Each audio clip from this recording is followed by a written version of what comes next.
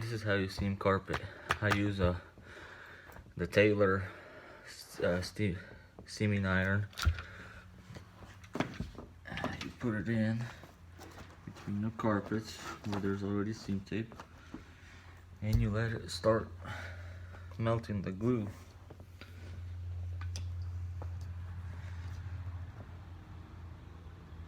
It should go pretty easy by itself, barely pushing it. Once the glue starts melting, it goes by itself. It runs. So the trick is not to burn your glue here. So you have to constantly have it moving at a certain speed. And then I have a roller here behind, which will just roll in this carpet, make sure it's tight. Then you have a really bad seam line then.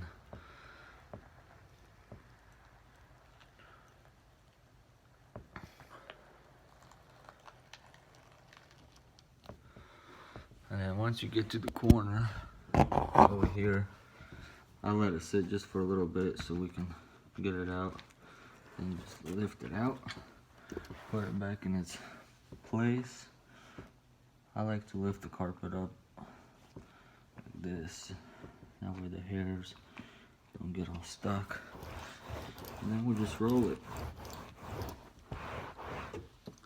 And then we put this metal box here so it cools down the seam tape. And that's how you do a seam, guys.